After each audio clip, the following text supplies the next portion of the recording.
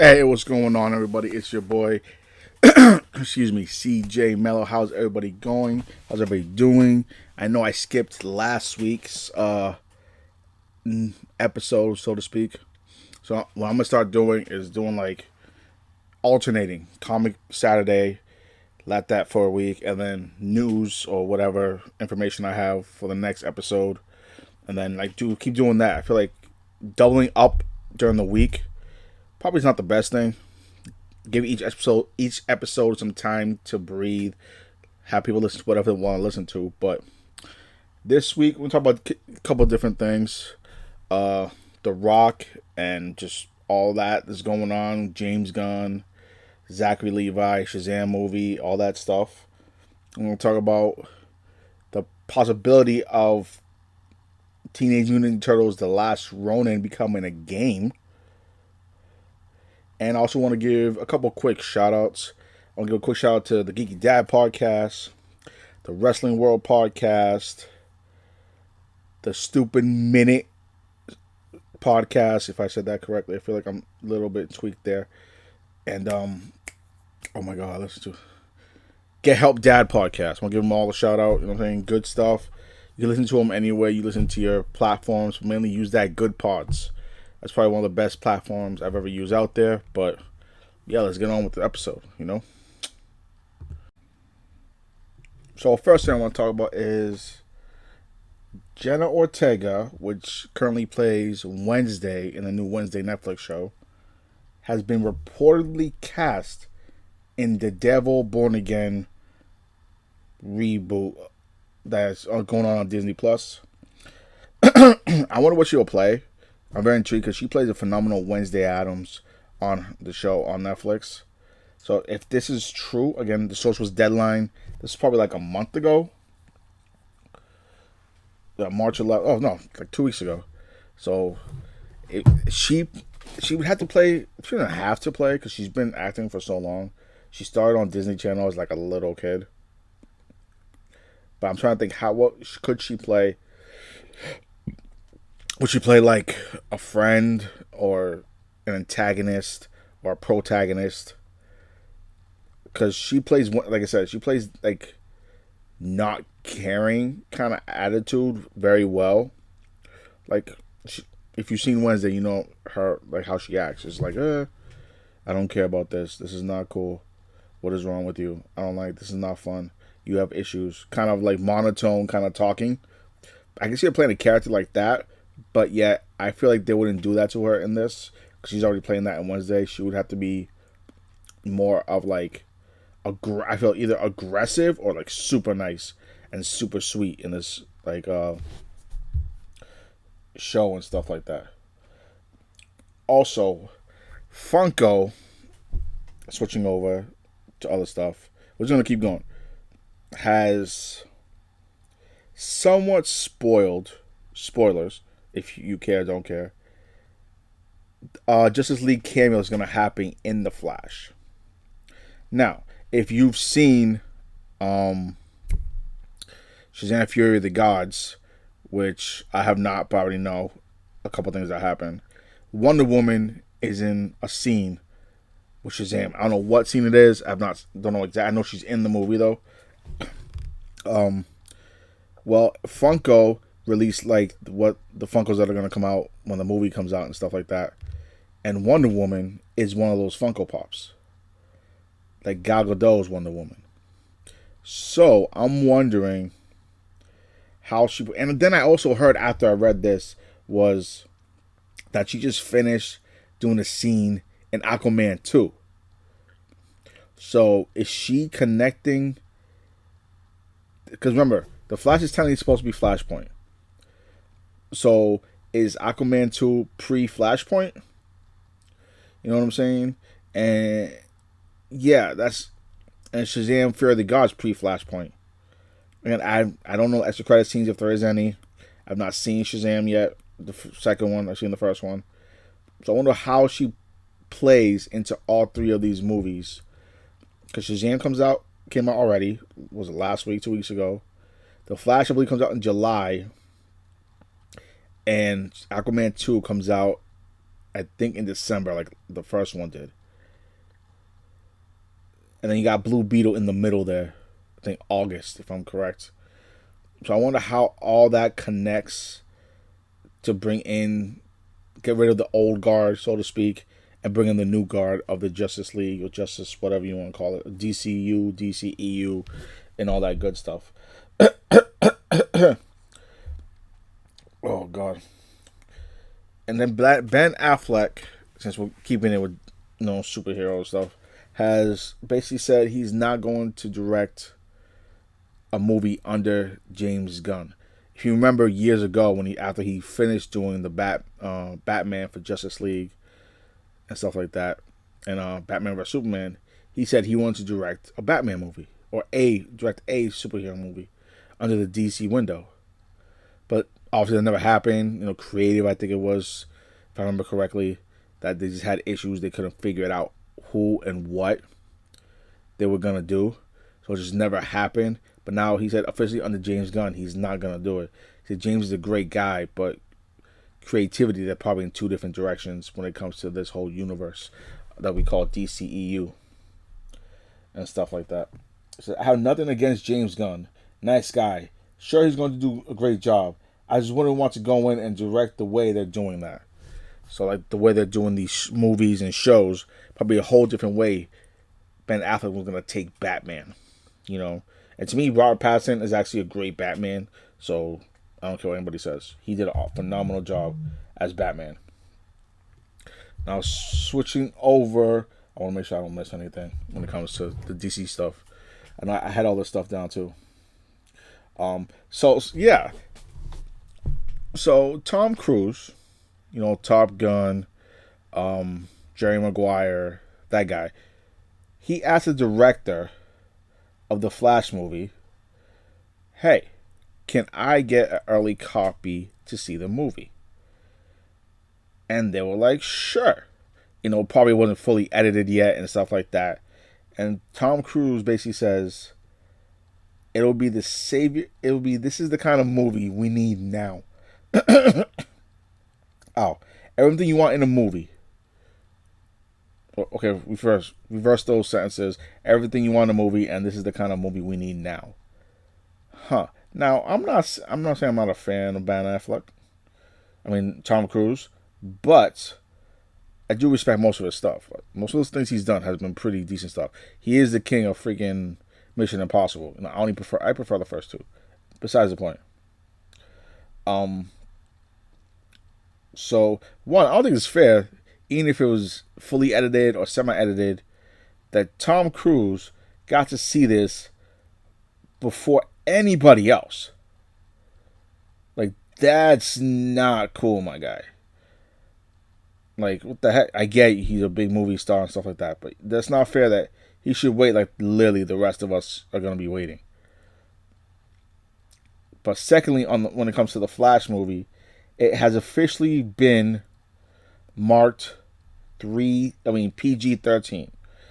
Now, is that really a big shock? I feel like no, because I don't recall any DC style movie that has ever been NR-17, rated R, any of those things, MA, TVMA. I don't know any Batman, Superman, but I feel like that's all we got. Wonder Woman. I mean, definitely the animated stuff has been like rated R, TVMA, easy. But when it comes to the live action movies, Justice League, none of those movies. Okay, I don't even think Suicide Squad was even rated MA. Hold on, let me look this up real quick. Suicide Squad. Either one of the Suicide Squad. Which, by the way, that game got pushed back again. It's getting ridiculous with that game. 2001, 21. Rated R. That was rated R. Okay, well, it's the Suicide Squad. I can't really be surprised by that. And then the one with Jared Leto and Will Smith, that one got rated PG-13. So, and wasn't that a James Gunn film? No, David Ayer. Okay, David Ayer did that one. James Gunn did the 2021 Suicide Squad, if I do remember correctly. Yeah, okay. So, keeping with also the whole, um, so yeah, the Flash movie is gonna be PG-13. I hope it does good. I need it to do good. It says the MPA has rated the Flash PG-13 for sequences of violence and action, some strong language, and partial nudity. So I'm assuming it's gonna be like someone with their shirt off, or like a butt cheek, or something like that. Some abs, like that's. I think that's what mainly it's gonna be. Um, but back to the Suicide Squad thing.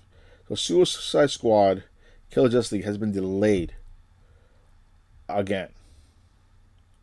I don't know if they got backlash for them being like a battle pass style game where you basically play as a solo player or you can play as a team. I didn't like that. I thought it was gonna be like a story based game that you probably switch between Suicide Squad members and Killer Justice League. That's what I thought it was gonna be, but definitely not what I wanted it to be. You know. And then I feel like I'm flying through this. I usually don't fly through these. Lastly, I want to talk about. Actually, no, I technically have two things to talk about. Really,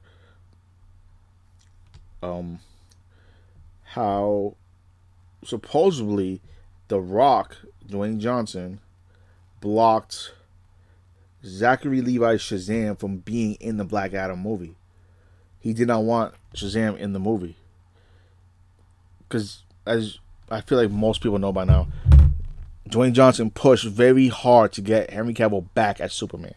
Like, he pushed his balls off to get him back as Superman. So, the fact that you could have had Shazam in that too, that would have been some stuff. That would have been awesome to see. And then the way the whole thing would have played out, I think would have been cool. But now that basically Dwayne's out of it now, he's like, yeah, I'm good with it.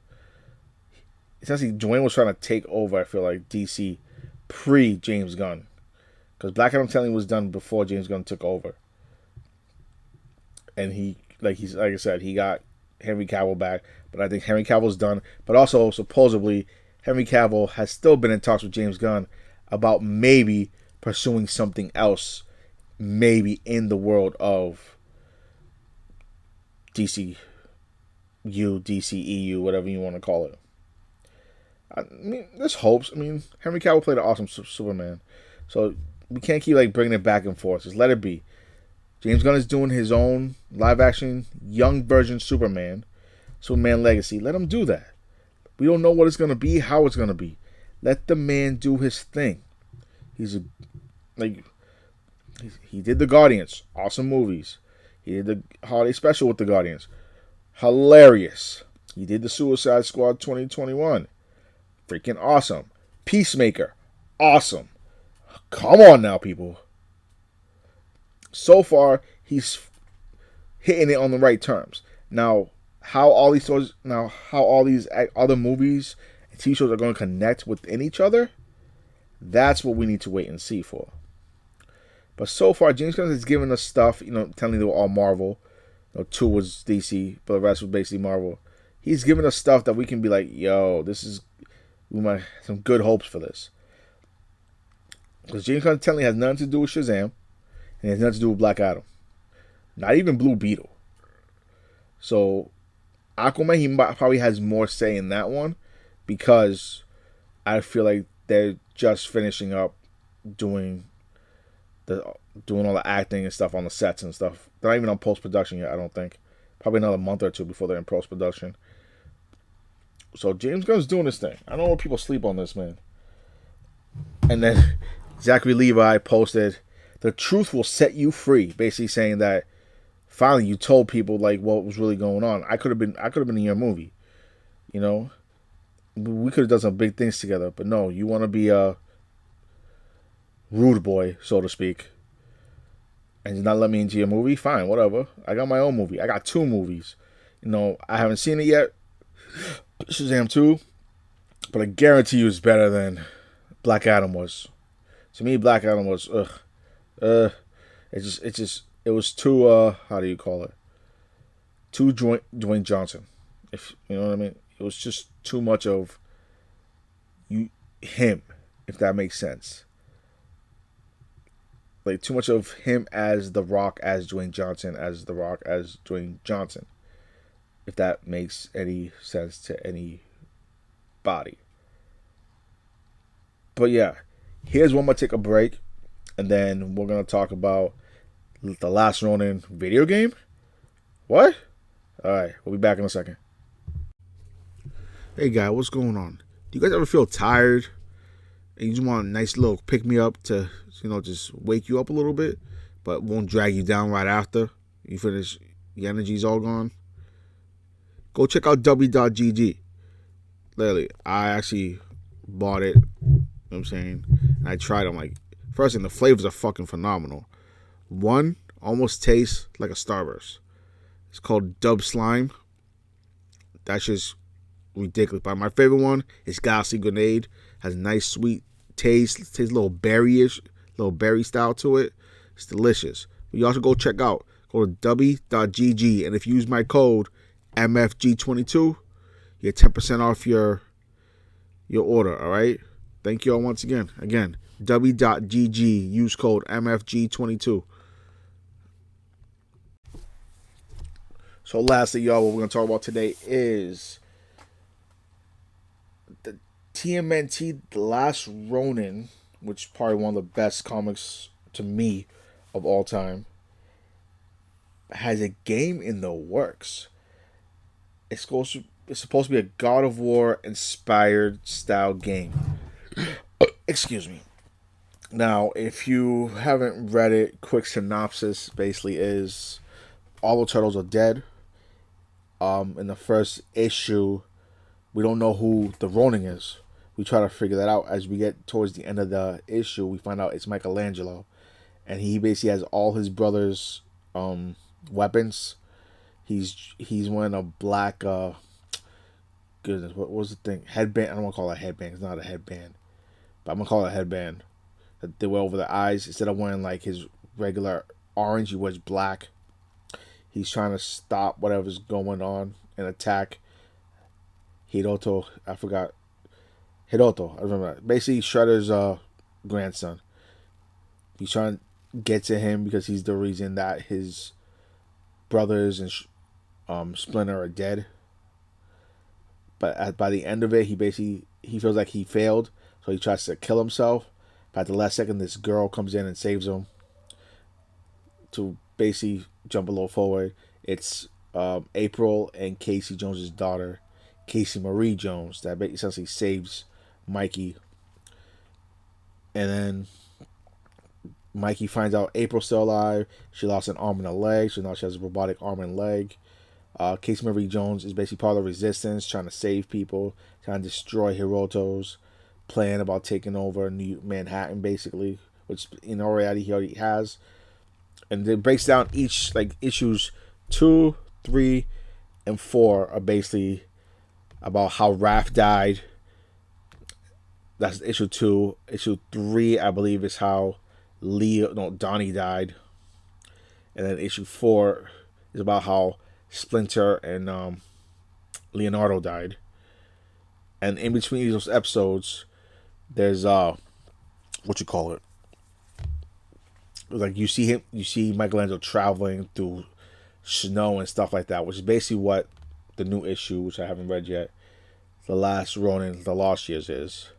Basically, fast forward, anyways, at the end of it, Mikey dies.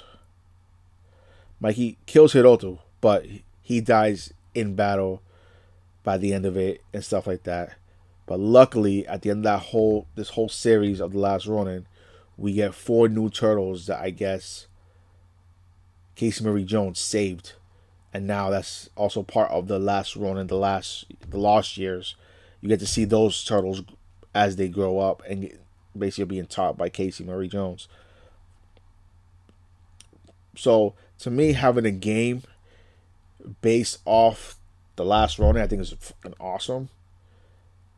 if you do it by chapters, obviously first chapter, second chapter, third, fifth, like, you know what I mean? Do it that. And if I don't know if they would. I feel like the Lost Years would have to be a DLC if they were to do it something like that, you know. But become a AAA action game. I think that would be really dope. Basically, Polygon broke the news. They were talking to Doug Rosen, Senior Vice President for Games and Emerging Media at Paramount Global. While they've been keeping it under wraps, Rosen did indicate that the goal was to create a triple action game that is close to the comic as possible. It's crazy that the Turtles died in that iteration of the series and stuff like that. Essentially, they're being reborn in the last Ronin with different kind of turtles, so to speak. But if you can make it, like, I feel you have to have a small precursor before the last Ronin, how they got there. In a way, well, you kind of do by each issue. They kind of tell you how each one died. So basically, essentially making Mikey the last Ronin. Yeah. So I guess you can do it that way. But God of War style game, that's going to be intense. Because I played a couple here and there God of War games, and those games are, oof, ouch, harsh. A lot. They're a lot. But what do you guys think? Do you think it's going to be a good idea? You think it'll come out as a good game? I think it'll be a pretty damn good game if it's done right, and if it's done by the people that did God of War, the first two, third, but yeah, you don't know what it is. Hit that like button, subscribe button, hug button, retweet, quote tweet, give me comments, give me whatever you want to say. Let's go. You know what it is. Check me out on Twitter at MellowPod22. I have deleted the Facebook page now. I create a Facebook group, the Mellow Podcast. Just type it in. You'll see the same logo on there. You'll know it's me. Let's see what else. WGG. You know what it is. MFG22. Get that tub. 10% off. You don't know what it means. Yeah. Always and forever. One love, always and forever. That is not my end credit. That is somebody else's. That is fucked up. I am an idiot. I'm sorry. But y'all know is. Let's go. I'm very confused right now for some reason. I'm very tired. I've probably gotten 2 hours of sleep in 3.5 days. So, for the last time, y'all know what it is. Always and forever. Why do I keep doing the always and forever? Why? Have I been doing that the whole time? Every time I sign out? One love. Peace. So, real quick, before we continue this episode, I literally just saw this on Twitter. I need to give a big shout out to the Geeky Dad podcast, Raphael Moran. He is the host of that podcast. I guess his wife, about 2 hours ago, had to go in for life-saving surgery. Dude, I put my spirits out to you. I'll pray for you, pray for your family, you, the kids, especially your wife. I listened to your last episode. I heard she was going through some stuff. The Geeky Dad podcast After Dark. I was listening to that episode. I heard that she was having some issues. Dude, I hope she pulls through. But for real though, prayers up. Everybody's, obviously, positive vibes all day, every day, man. Hopefully everybody just gives you a quick shout out, positivity to you and yours. And yeah, man, just hit up the Good Pods family. Hopefully we can do something for you, man. All right, one love.